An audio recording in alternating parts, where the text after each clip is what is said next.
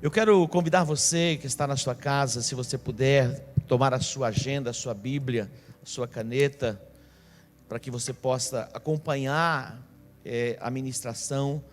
Eu quero muito mais do que você assista um culto. Esse é o nosso propósito, você assistir o culto, ou simplesmente ouvir uma mensagem. Eu quero, e o desejo do meu coração é muito mais que isso, é que você seja envolvido nesse momento, para cultuar a Deus, aí na sua casa, construindo um altar de adoração e de louvor ao Senhor. A nossa mente não consegue entender, compreender essas coisas que estão acontecendo, mas pela fé nós entendemos e vamos prosseguir e vamos vencer, sairemos mais fortes, e Ele nos fez mais do que vencedores em Cristo Jesus. A palavra que eu quero compartilhar não é uma palavra para simplesmente impactar a sua mente, a sua alma, para você dizer, uau, que palavra, não. Eu quero trazer nesta manhã um ensinamento e uma palavra para que você possa refletir, pensar e viver a essência desta palavra.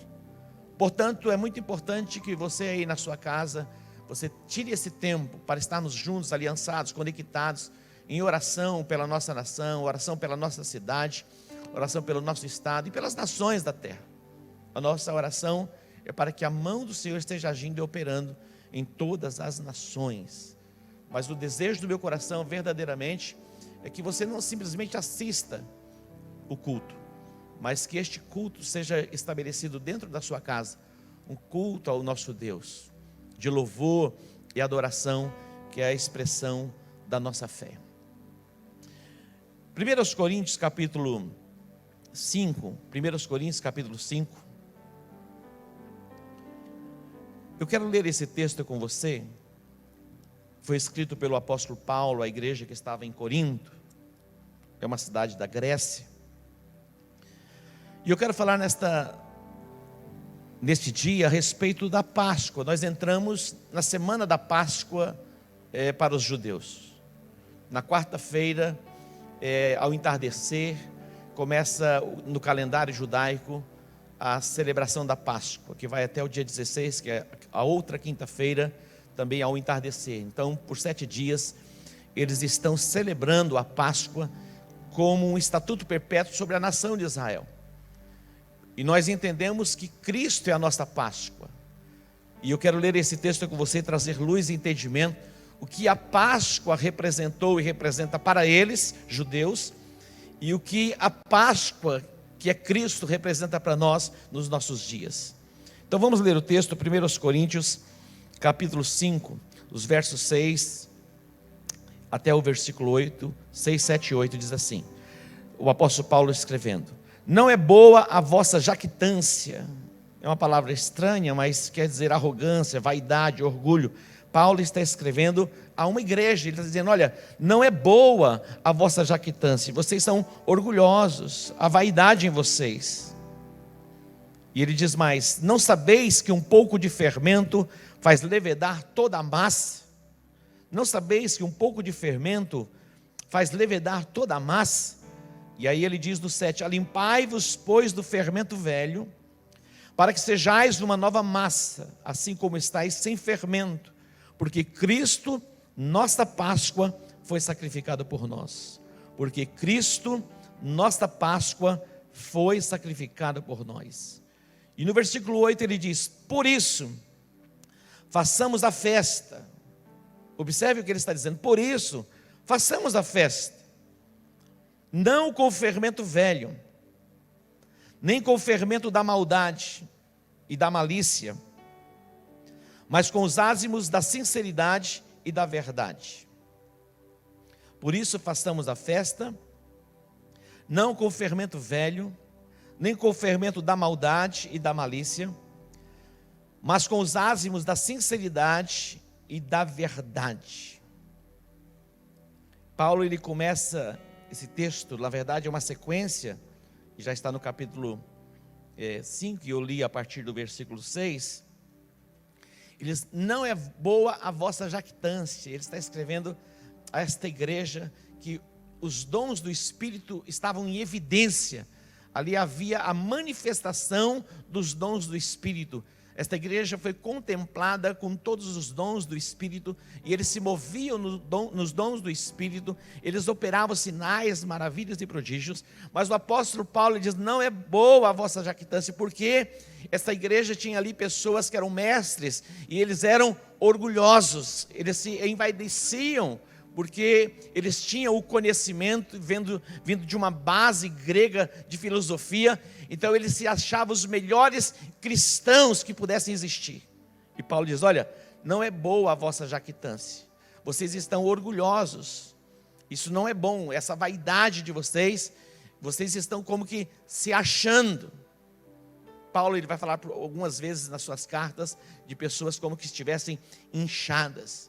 Então aqui nesta igreja eles tinham mestres, e eles se achavam os melhores mestres, e não apenas os mestres se achavam os melhores, mas esses cristãos também, eles se achavam os melhores. E Paulo vai dizer: olha, não é boa a vossa jactância, vocês são orgulhosos disso, mas há no meio de vocês pecado de imoralidade, há no meio de vocês contendas, divisões e porfias.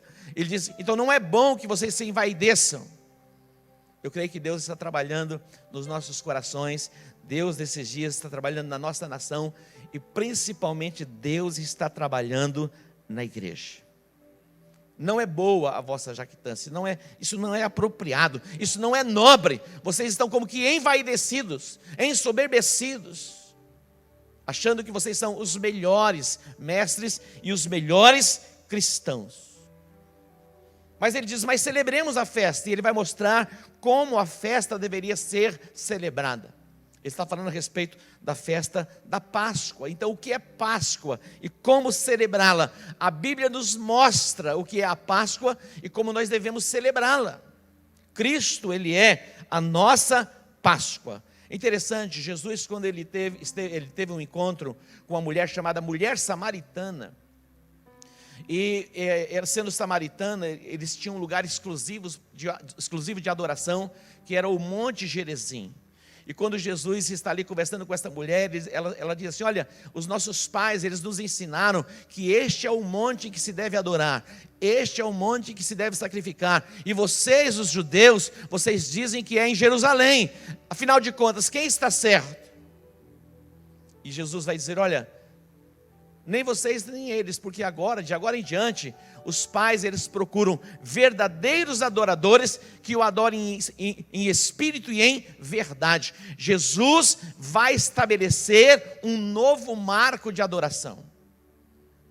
E nós vamos aprender um pouquinho a respeito da Páscoa e o seu significado para os judeus, e também nós vamos entender o significado da Páscoa para nós que éramos gentios. Jesus vai dizer a esta mulher: ora mulher, a hora vem, que nem neste monte e nem em Jerusalém vocês adorarão o Pai, ou adorareis ao Pai. Então não é no Monte Gerizim e nem em Jerusalém, mas o Pai, ele procura verdadeiros adoradores que o adorem em espírito e em verdade. Jesus então vai estabelecer um novo marco e uma nova forma de nos relacionarmos com Deus. Os judeus, eles celebravam a Páscoa sacrificando o cordeiro. Eles celebravam a Páscoa, a festa da Páscoa, comendo pães ázimos e também ervas amargas. Tudo isso tem um significado, eu vou falar um pouquinho mais à frente. Mas o apóstolo Paulo, ele fala a respeito desta jactância, desta vaidade, desta soberba que eles tinham como cristãos, por causa do conhecimento e também dos dons. E aí ele vai dar a orientação como eles deveriam proceder para celebrarem a festa. Cristo é a nossa Páscoa. E ele vai dizer assim: olha, vocês devem celebrar a festa não com o fermento velho. Quando Jesus, ele vai falar a respeito dos fariseus, ele fala a respeito do fermento dos fariseus. Era a doutrina dos fariseus, o ensinamento dos fariseus. Jesus vai estabelecer um novo marco, e Paulo vai dizer assim: olha, vocês devem celebrar a festa não com o fermento velho, o fermento da malícia, o fermento da maldade, mas vocês devem celebrar a festa com os ázimos da sinceridade e da verdade. Olha só a recomendação. E esta é a recomendação para nós celebrarmos a nossa Páscoa, que é Cristo, todos os dias, sem o fermento da maldade, sem o fermento da malícia, sem o fermento da doutrina dos fariseus, mas com os asmos da verdade, da sinceridade, com a pureza no nosso coração. No livro de Hebreus, capítulo 10, os versos 1 a 4, aqui diz que a lei era sombra dos bens futuros, e aqui está escrito assim: a lei tendo a sombra, Hebreus 10, de 1 a 4, a lei tendo a sombra dos bens futuros, e não a imagem exata das coisas, não pôde nunca, pelos mesmos sacrifícios que continuamente se oferecem de ano em ano, aperfeiçoar os que se chegam ao culto. Olha o que o apóstolo está ensinando. A lei não pode aperfeiçoar, o sacrifício não pode aperfeiçoar, mesmo que se ofereça de ano em ano, é como um ato repetitivo. E no versículo 2 ele diz: doutra sorte, não tereis deixado de ser oferecidos? Pois tendo sido uma vez purificados, os que prestam culto nunca mais teriam consciência do pecado. Mas nesses sacrifícios, cada ano se faz recordação do pecado. Olha só, o sacrifício que eles faziam não simplesmente cobria o pecado, mas não apagava o pecado. E de ano em ano eles traziam pelo sacrifício a memória do pecado. E diz mais: porque é impossível que sangue de touros e de bodes tire os pecados. Olha o que ele vai dizer mais em Colossenses capítulo 2, os versos 16 e 17. Diz assim: portanto, ninguém vos julgue pelo comer, ou pelo beber, ou por causa dos dias de festa, ou de lua nova, ou de sábados. Estas coisas são sombras das coisas futuras. A realidade, porém, encontra-se em Cristo. Estas coisas são sombras, olha, de bens futuros, de coisas futuras. E a realidade encontra-se em Cristo. Em Cristo Jesus cessou o sacrifício de animais. E todas as coisas se resumem em Cristo Jesus. E Ele é a nossa Páscoa. A Bíblia fala a respeito de sombras. São figuras que vai projetar um futuro. Quando Moisés, com a nação de Israel, sai do Egito, caminhando pelo deserto, o povo murmurava contra Moisés e o povo murmurava contra Deus. Eles murmuravam contra Deus, eles murmuravam contra Moisés, e a Bíblia diz que Deus enviou serpentes abrasadoras que picavam as pessoas, e as pessoas estavam morrendo. Então eles vêm a Moisés, e eles clamam a Moisés, e Moisés ora a Deus, e Deus dá a ele uma orientação, para levantar no deserto uma haste com uma serpente, e todas as pessoas que olhassem para aquela serpente, naquela haste, seriam curadas. Isso é uma figura. Jesus, quando ele tem um encontro com Nicodemos, ele vai falar a respeito daquilo que Deus ordenou a Moisés. João capítulo 3, versículos 14 e 15, o próprio Jesus diz assim: e como Moisés levantou a serpente no deserto, assim importa que o Filho do Homem seja levantado. Olha o que Jesus está dizendo: assim como Moisés levantou a serpente no deserto, assim importa que o Filho do Homem seja levantado. Olha o versículo 15: para que todo aquele que nele crê não pereça, mas tenha a vida eterna. Quando as pessoas olhavam para aquela serpente na haste, elas eram curadas. Agora a nossa salvação está em quem? Em Cristo Jesus, que foi colocado no madeiro, e no madeiro ele atraiu sobre si as nossas enfermidades. No madeiro, na cruz do Calvário, ele levou sobre si as nossas maldições. Que se no Velho Testamento uma serpente numa haste, ali era uma projeção do futuro, trazia cura. Você pode imaginar o que Cristo fez por você na cruz do Calvário, e se você se voltar para Ele com entendimento e contemplá-lo na obra da redenção, você vai ter cura sobre a sua vida, você vai ter proteção sobre a sua casa, você vai ter livramento sobre a sua família. Isso é fé, isso é fé. Pela fé, Moisés celebrou a Páscoa. A primeira Páscoa foi celebrada no Egito. Deus disse: sacrifique o cordeiro, tome o sangue, passe nos umbrais das portas. A Bíblia diz que ele fez a aspersão. Pela fé, isso é fé. E nós estamos aqui diante do nosso Deus pela fé. E você está aí na sua casa, seja lá onde você estiver, você está aí pela fé. Estamos aliançados, conectados no mesmo Espírito. E pela fé nós vamos prevalecer sobre as obras de Satanás. Diga glória a Deus. Jesus, Ele vai assumir o nosso lugar na cruz do Calvário. Jesus vai assumir o nosso lugar de maldição na cruz do Calvário. Agora, eu quero mostrar algo interessante para você. Quando Deus fez a promessa a Abraão, disse que Deus faria dele uma grande nação. Sara era estéril, Deus disse a Abraão que daria a ele um filho. E Deus cumpriu a promessa na vida de Abraão quando ele tinha 99 anos de idade. O El Shaddai se revelou, se manifestou, a esterilidade de Sara foi quebrada, a sua madre foi aberta, e ela concebeu e ela deu à luz. Agora o menino cresce, quando estava ali na adolescência, entrando para a juventude, Deus apareceu a Abraão no capítulo 22, versículo 6, e diz: olha, agora eu quero que você ofereça o teu filho como sacrifício. Imagina isso. Tem sentido? Faz sentido. Mas a Bíblia diz que Abraão, ele foi e fez conforme o Senhor ordenou que ele fizesse. E a Bíblia diz que Abraão, ele tomou a lenha do holocausto, e ele caminhou por 3 dias, e ele colocou a lenha sobre os ombros do seu filho, chamado Isaque. Isaque é uma figura de Jesus. A lenha tipifica a cruz. Jesus se fez maldição na cruz do Calvário, e o próprio Deus vai se revelar a Abraão, dizendo: olha, e o próprio Abraão vai dizer a Isaque, porque Isaque faz a pergunta a ele: pai, aqui está a lenha, aqui está o cutelo, aqui está o fogo, mas onde está o cordeiro para o sacrifício? A resposta de Abraão foi: Deus proverá para si o cordeiro, meu filho. Deus proverá para si o cordeiro, meu filho. Ele estava falando, a Bíblia diz que Abraão, ele viu o dia do Senhor. Abraão entrou numa projeção de futuro, e ele viu o dia do Senhor, ele viu a provisão de Deus. Percebe? São figuras que vai nos levar ao futuro, tudo com significado profético. A Bíblia diz em João 8,56: o vosso pai exultou por ver o meu dia, viu e alegrou-se. O próprio Jesus está falando a respeito de Abraão. Eles questionaram Jesus, dizendo: olha, você ainda não tem nem 50 anos, como você viu Abraão? Ele falou: antes que ele existisse, eu sou.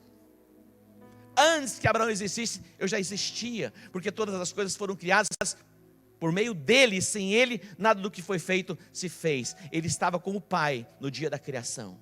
Então ele veio antes de Abraão. E Abraão então vai dizer: olha, Deus proverá para si o cordeiro, meu filho. Quando nós entramos no Novo Testamento, em João capítulo 1, versículo 29, a Bíblia diz assim, que João estava ali no deserto da Judéia, junto ao Jordão, batizando.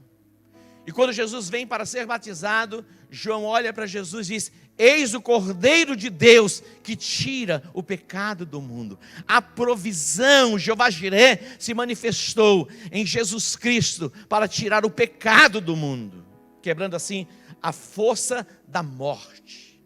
E a Bíblia diz em João 3,16 que Deus amou o mundo de tal maneira que deu o seu Filho unigênito, para que todo aquele que nele crê não pereça, falar de tenha a vida interrompida, mas tenha a vida eterna.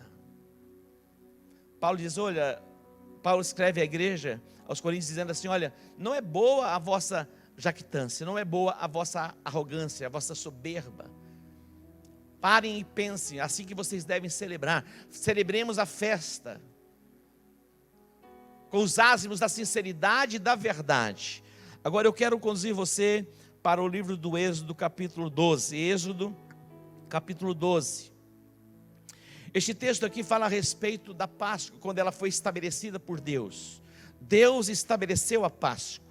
E aqui neste texto, Êxodo capítulo 12, Deus dá a orientação a Moisés como eles deveriam celebrar a festa. Pesar fala de libertação. A Páscoa significa exatamente isso, passar por cima. A última praga foi enviada ao Egito. O faraó estava obstinado, impedindo o povo de Deus de sair da terra para voltar à sua terra, a terra prometida, a terra de Canaã. E Deus então envia 10 pragas ao Egito.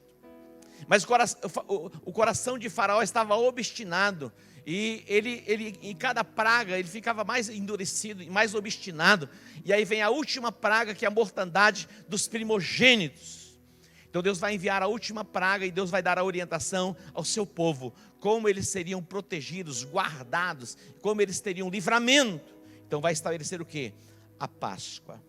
Observe o texto aqui, Êxodo capítulo 12. Quero ler aqui alguns versículos para que você possa entender. Olha o texto. Disse o Senhor a Moisés e a Arão na terra do Egito: este mês será para vós o primeiro mês do ano. Dizei a toda a congregação de Israel: aos 10 deste mês, tome cada homem um cordeiro para a sua família. Atente para isso. Os detalhes, Deus dá o dia. Aos 10 deste mês, tome cada homem um cordeiro para a sua família, um cordeiro para cada casa. Mas se a família for pequena para um cordeiro, então convidará ele o seu vizinho mais próximo, conforme o número das pessoas, conforme o que cada um puder comer. Fareis conta para o cordeiro ou cabrito será sem defeito. Um macho de 1 ano, o qual tomareis das ovelhas ou das cabras.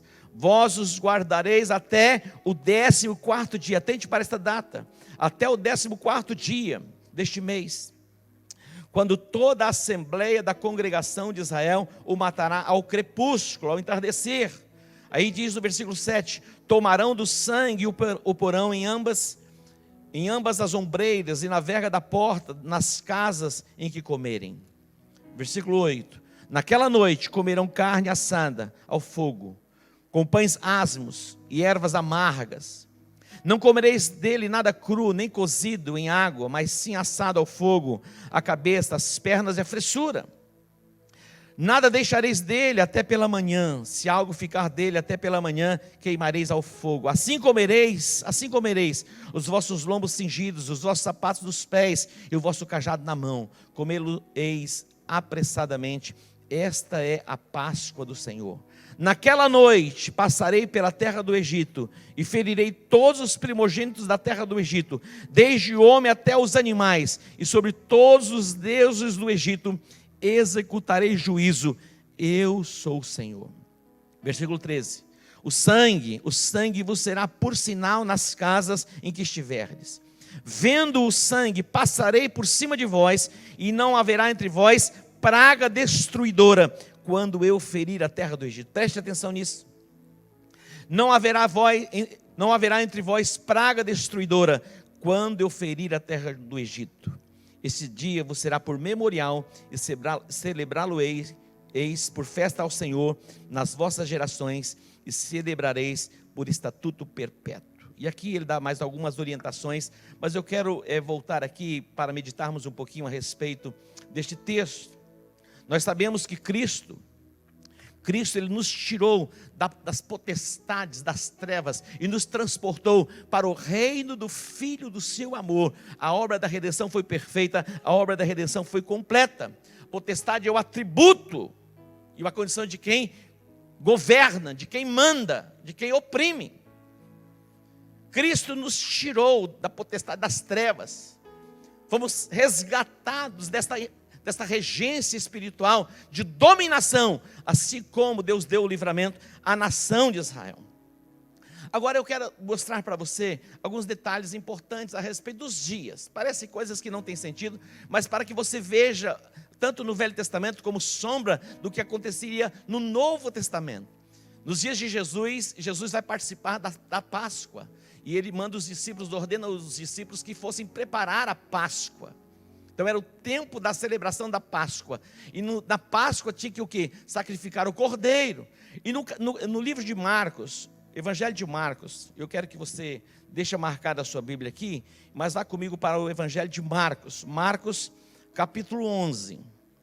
Para que você entenda a importância e o cumprimento das profecias. E a Bíblia, o Velho Testamento como sombra do que viria no Novo Testamento. É a preparação para a Páscoa. Está se aproximando o dia da celebração da festa. Jesus vai ser o cordeiro perfeito para ser imolado e sacrificado. Agora observe no versículo 11 do capítulo 11, Marcos 11, 11. Jesus ele entra em Jerusalém e ele vai ao templo, tendo visto tudo ao redor, como fosse já tarde, saiu para Betânia com os 12. Olha só, esse aqui era o 10º dia. O 10º dia, você vai entender por que a gente pode entender isso. Agora vamos para o versículo de número 13. Vendo de longe, no versículo 12. No versículo 12. No dia seguinte, quando saíram de Betânia, Jesus teve fome. Já era o dia 11, o 11º. Aí vamos para o versículo de número 15. Ele sai de Betânia, ele vai retornar para Jerusalém. Ao chegar em Jerusalém, Jesus entrou novamente no templo. Agora o versículo 19. Caindo a tarde, saíram da cidade. Aqui já é o 12º dia. Agora vamos para o capítulo 14. Atente para isso. Versículo 1 diz assim: dali a 2 dias, dali a 2 dias era a Páscoa, a festa dos pães ázimos, e os principais sacerdotes e escribas procuravam como prendê-lo à traição e o matariam. Atente para isso. Faltavam 2 dias para chegar ao 14º dia, em que ele sacrificaria o cordeiro. No entardecer, no crepúsculo. Vamos ver mais à frente um pouquinho? Eu quero que você vá comigo mais aqui para frente um pouquinho. Nós estamos no versículo 15, vamos para o versículo 19. Versículo 19. 14 e 19. Eles começaram a entristecer-se, a dizer-lhe, um após o outro. Aqui fala a respeito da traição. E Judas, eles estão reunidos e eles estavam o quê? Entristecidos, porque estava chegando o momento da crucificação. Estava chegando o momento da crucificação. Jesus, ele vai ser o cordeiro analisado pelos sacerdotes, e eles não vão encontrar nele mal algum. Ele era o cordeiro perfeito. Pilatos examina, busca achar argumento. No capítulo 14, versículo 55, a Bíblia diz assim: e os principais dos sacerdotes e todo o concílio buscavam algum testemunho contra Jesus para o matar, e não o acharam. Percebe? E não o acharam. Jesus foi examinado e não acharam nele culpa alguma. Ele era o cordeiro perfeito para ser crucificado. E a Bíblia diz que o cordeiro seria sacrificado no crepúsculo. Agora atente para o capítulo 15, o versículo de número 25. Marcos 15, o versículo 25 diz assim: e era a 3ª hora quando o crucificaram. E era a hora 3ª quando o crucificaram. Olha isso. Jesus, ele vai ser crucificado. E lá na hora 9, ele vai dizer: está consumado. A obra da redenção, ela foi consumada em Cristo Jesus. Ele é o cordeiro perfeito que foi sacrificado por mim e por você. Cristo é a nossa Páscoa. Agora, nós vamos encontrar em Êxodo, e voltando para o texto, algumas recomendações importantes. Como a Páscoa deveria ser celebrada. No versículo de número 3, diz que a Páscoa deveria ser celebrada em família. A Páscoa deveria ser celebrada em família. Queridos, não existe vida cristã sem família. A igreja é a família de Deus. Nós temos ensinado que a igreja é uma família. E como comunidade global, nós somos uma família. Somos a família de Deus na terra. No versículo 2 do capítulo 19, capítulo 2, versículo 19 de Efésios, a Bíblia diz assim: assim que já não sois estrangeiros, nem forasteiros, mas concidadãos dos santos e da família de Deus. Entendemos que a igreja é uma família, um lugar para pertencer e não apenas frequentar. O desejo do coração de Deus é que celebremos a Páscoa em família. E como igreja, nós somos uma família. O projeto de Deus é para a sua casa. O projeto de Deus é para a sua família. E a recomendação de Deus a Moisés era para que eles celebrassem a festa em família. O projeto de Deus para Abraão era um projeto de família. Paulo e Silas, quando eles foram presos, aquele carcereiro veio ali, assustado e apavorado, porque os alicerces da cadeia se moveram, e todos os presos tinham como que fugido, mas Paulo e Silas estavam lá, e ali aquele homem estava atônito, e disse: o que farei? E Paulo diz, olha, crê no Senhor Jesus e será salvo tu e a tua casa. Você e a sua família estão nos planos e no projeto de Deus para a salvação. Então, em primeiro lugar, a Páscoa deve ser celebrada em família. E o projeto de Deus envolve a família. Em segundo lugar, no versículo 7, aqui fala, tomarão o sangue. Aqui fala da apropriação. É você que se apropria da fé. Toma posse da vida eterna.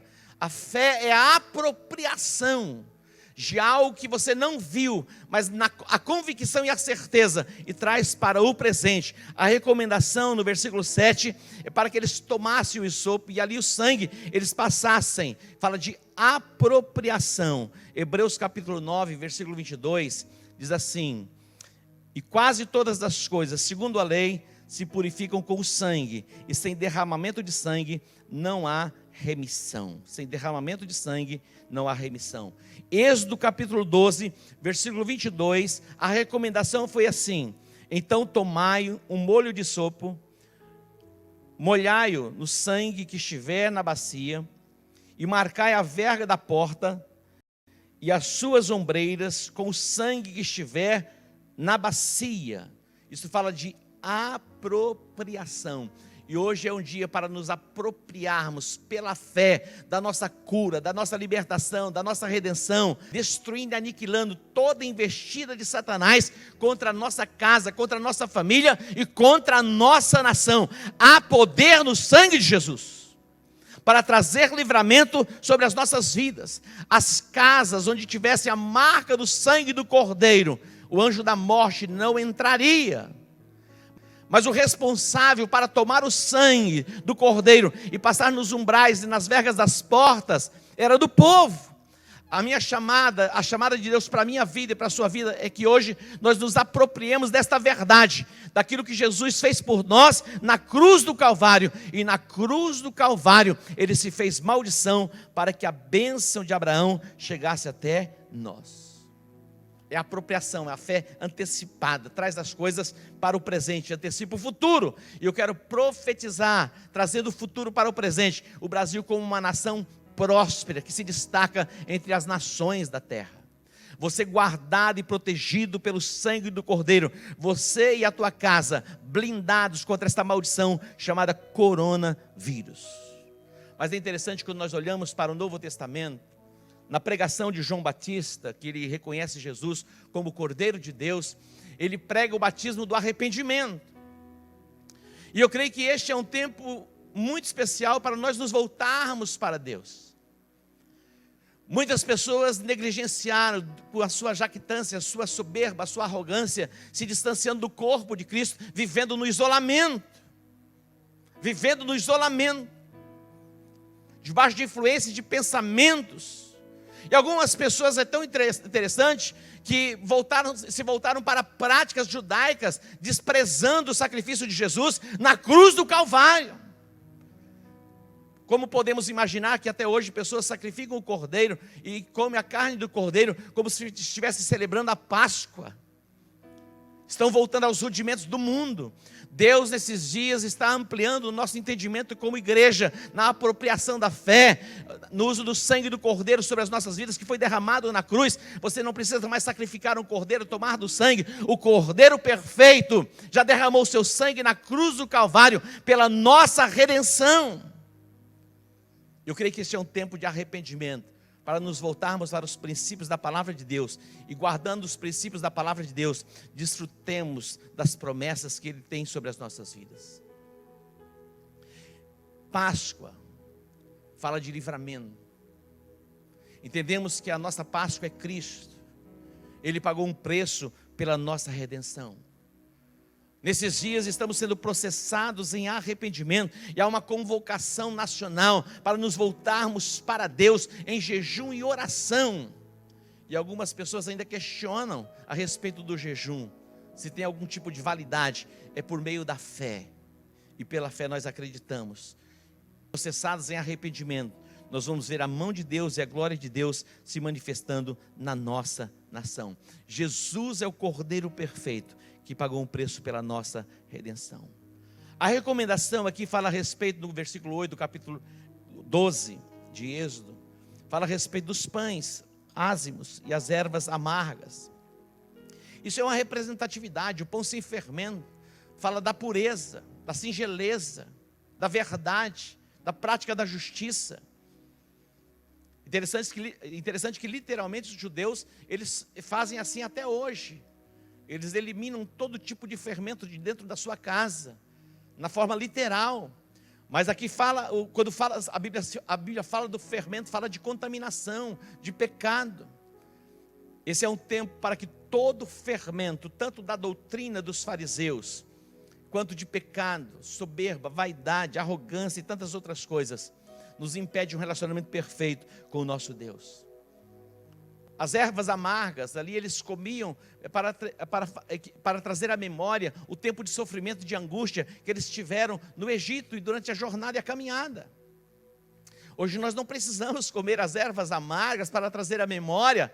Nós trazemos à memória aquilo que nos dá esperança. Nós trazemos à memória aquilo que Cristo fez por nós na cruz do Calvário. E nós não anulamos o ato de Jesus na cruz do Calvário, voltando aos rudimentos do mundo. Mas celebramos a festa, que Cristo é a nossa Páscoa, nessa perspectiva de singeleza e de pureza dos nossos corações. E a Bíblia diz mais, como se deveria comer o cordeiro. Êxodo capítulo 12, versículo 9. Olha essa recomendação tão extraordinária. Não comereis dele nada cru, nem cozido em água, mas sim assado ao fogo. E diz mais, a cabeça, as pernas e a fressura. Isso são as vísceras. O que Deus está dizendo com isso? Ele está dizendo, olha, não é do jeito de vocês, é do meu jeito. Por que Deus ordenou que eles comessem a fressura, a cabeça, não apenas o pernil, não é verdade?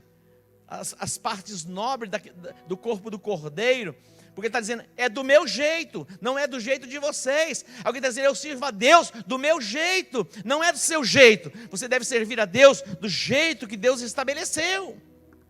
Deus estabeleceu a sua igreja. A igreja é um organismo vivo. Ela forma o corpo de Cristo na terra. Cristo é o cabeça, então é do jeito dele. A igreja não é um indivíduo, a igreja é coletivo. Assim como um soldado não é o exército, ele faz parte do exército. Assim é a igreja. Você não é igreja na sua individualidade. Na sua individualidade como indivíduo, você é o templo do Espírito Santo. Somos igreja quando nós estamos congregados, reunidos, 2 ou 3. Aí se tornamos o quê? O corpo. Dá para você entender? Por que Deus estabeleceu que eles celebrassem a Páscoa assim, comessem o cordeiro dessa forma, comer a cabeça, comer a fressura, as vísceras? Porque Deus está dizendo, é do meu jeito, não é do seu jeito. E qual é o jeito dele? Mateus capítulo 16, versículo 24, Jesus disse, se alguém quiser vir após mim, renuncie-se a si mesmo, tome sobre si a sua cruz e siga-me. Ó. Então é do jeito dele, não é do meu jeito. Se alguém quer seguir a Jesus, tem que ser do jeito dele. Negue-se a si mesmo, tome a sua cruz e siga-me.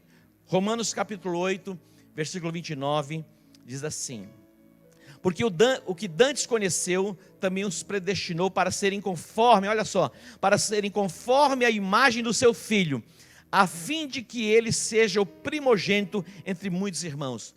Nós somos projetados por Deus para sermos a imagem de Jesus Cristo, o primogênito. Ele entra como unigênito no mundo. E quando ele ascende aos céus, ele ascende como o primogênito, o primeiro. E aqui estamos nós, dentre milhares e milhares e milhares e milhares de filhos que somos hoje na face da terra.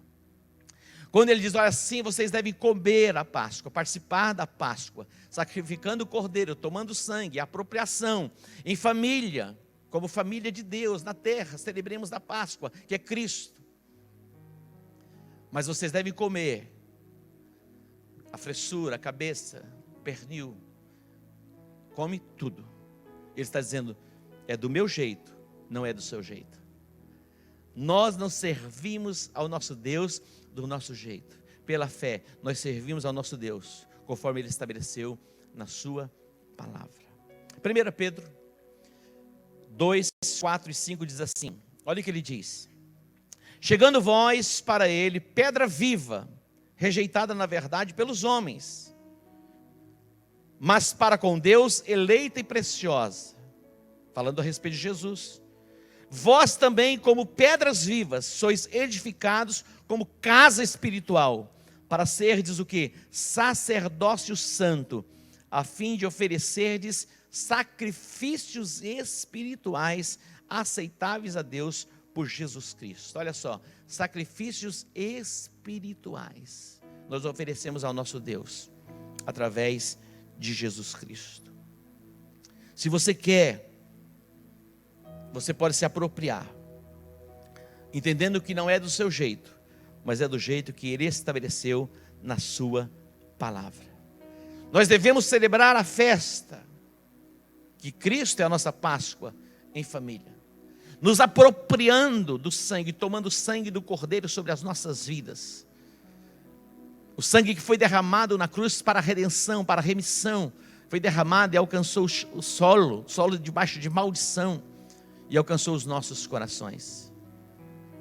A Bíblia diz que pelas suas pisaduras nós fomos sarados.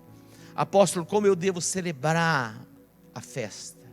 Como eu devo participar da festa? Sem o fermento velho, que é a doutrina dos fariseus. Sem a malícia, mas com os asmos da sinceridade e da verdade. Assim nós devemos celebrar festa ao nosso Deus. Este domingo, ele não é um domingo comum. Primeiro, o domingo já não é comum para nós, que é o dia da ressurreição. Mas este é o domingo que antecede a Páscoa para os judeus. E nós não celebramos a Páscoa nos moldes que eles celebram a Páscoa. Nós celebramos a Páscoa no prisma daquilo que Jesus fez por nós na cruz do Calvário, porque Ele é a nossa Páscoa. Paulo está dizendo à igreja: não é boa a vossa jactância, não é boa a vossa jactância, o vosso orgulho, a vossa vaidade. É preciso refletir e repensar, e nos humilharmos diante do Todo-Poderoso. E Deus nos chama nesses dias para uma reflexão. A Bíblia diz que quando Deus quis falar com o seu povo, Ele levou ao deserto para falar com eles. Ali no deserto, no lugar solitário, Deus ministrando ao coração. Eu creio que nesses dias Deus está falando conosco. E nessa perspectiva bíblica, nós celebramos a nossa festa. Mais à frente um pouquinho eu vou instruir vocês que estão conectados.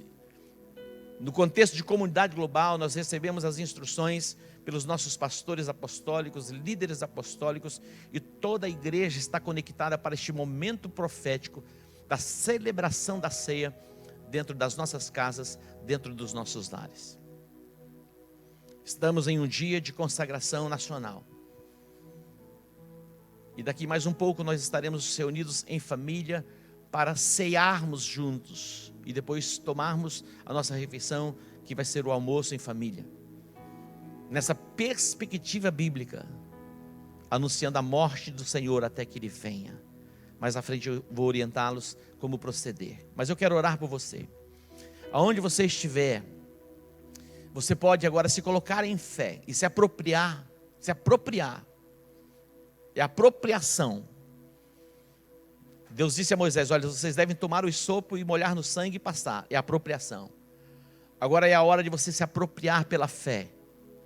E se voltar para Deus, se conectar a Ele, através do seu Filho amado Jesus Cristo. E eu quero fazer uma oração de consagração, e você pode aí, onde você estiver, fazer essa oração comigo, consagrando a sua vida ao Senhor, para que você possa celebrar a festa, com os asmos da sinceridade e da verdade, com a sua mente guardada e protegida pelo sangue do Cordeiro, invocando o livramento sobre a sua família. Oremos, diga assim comigo: Pai, eu te agradeço por este dia, o primeiro dia da semana, o dia da ressurreição. Eu me alegro, Deus, porque Jesus Cristo deu a vida por mim e assumiu o meu lugar de maldição na cruz. Se fez maldição por mim, para que a bênção de Abraão chegasse até a minha vida. Eu me aproprio desta verdade, eu tomo posse desta verdade, e eu declaro com a minha boca que Jesus Cristo é o meu Salvador. E eu também declaro com a minha boca que Jesus Cristo é o Senhor da minha vida. Eu me aproprio disso pela fé. Em o nome de Jesus. Amém.